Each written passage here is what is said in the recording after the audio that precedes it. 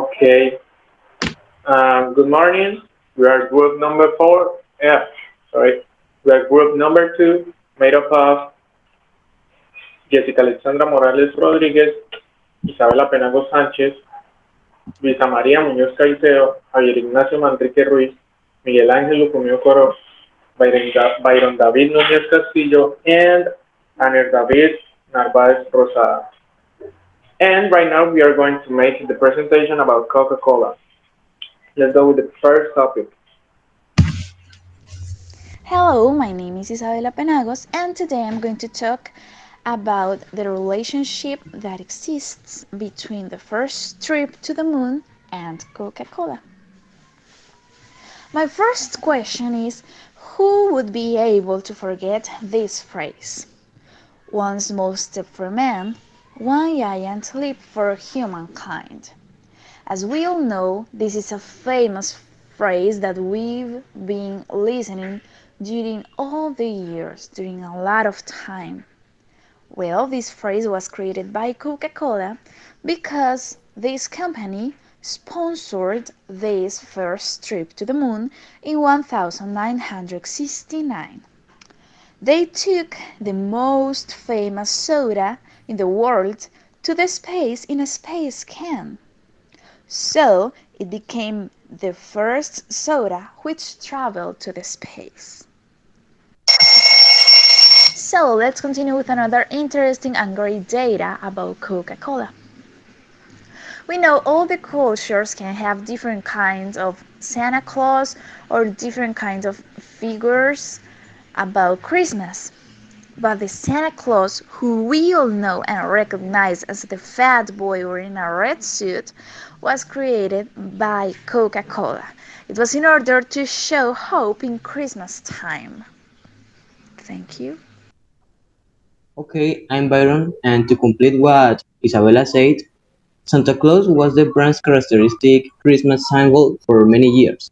However, to approach its consumers in new ways, Coca-Cola launched a completely different Christmas campaign in 1993, this time with very different friendly characters, the polar bears.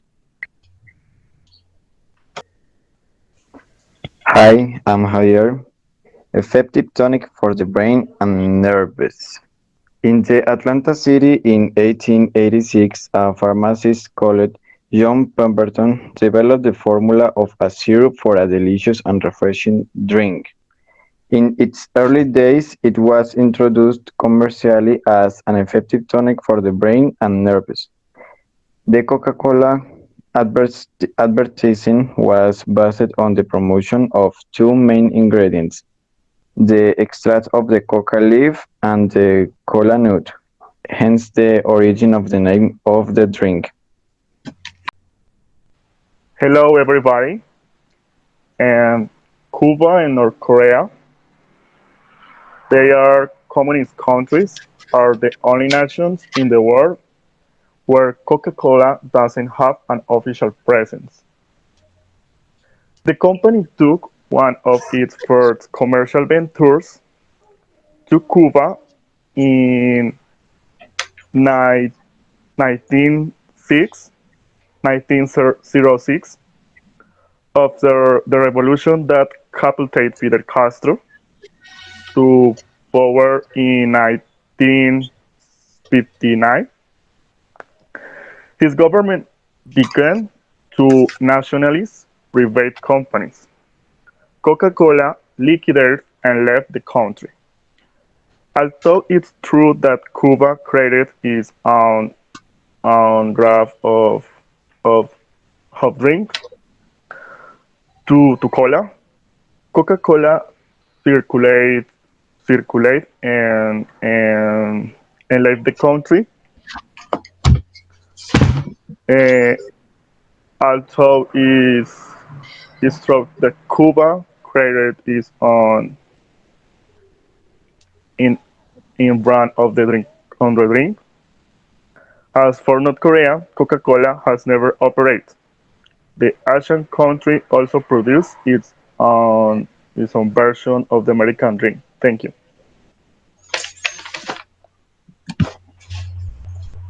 The Coca-Cola logo. The first name of the most refreshing drink in the world was Coca Pemberton wine, in honor of its creator John Pemberton. At the beginning of 1920s, when Robert Woodruff acquired the brand, he began to search for new ways to approach the consumer. It was Christmas 1931, when people were recovering from the Great Depression, that Woodruff decided to create a symbol that would spread peace and hope to all people. He requested the services of the American artist Haddon Sundblom, who designed under Woodruff's guidelines the Santa Claus we know.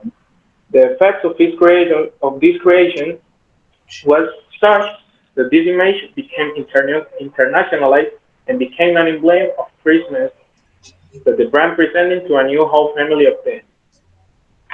The brand introduced a whole family of them who stayed in our memory thanks to that ad where they were watching an impressive northern light while it was Frank Robinson, partner of the latter two, in order to register and patent the invention with an easier name to remember the drink, Coca-Cola.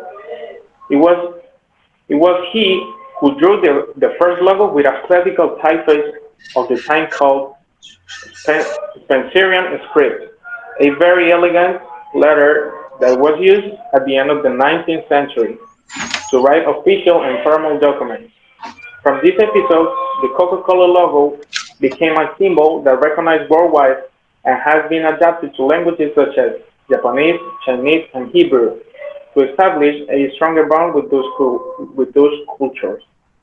The icon that identifies Coca-Cola around the world is without a doubt the concert bottle. That's it.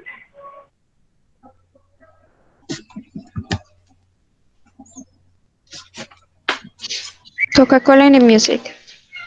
Coca-Cola is a company that had a great influence worldwide, behind the second best known word after K. The word Coke became popular in 1941 to a Brazil, and in 1945 it was registered as an official trademark maker.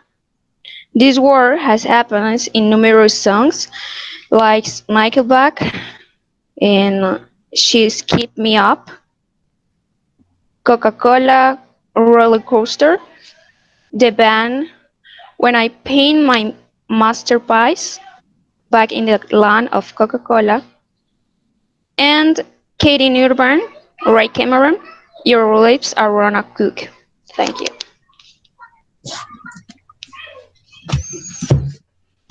Do you know the legal protection of the Coca-Cola brand dates back to the beginning of the last century, and since then it has been short of the law firm Basha, Rin, and Korea EC.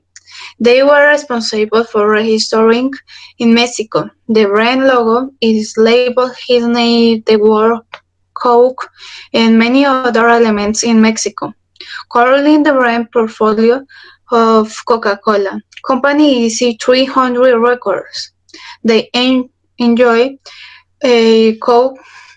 They like these mammals so much that the brand has used in the Coca-Cola Caravana and special events such as the Atlanta Olympics in 1996.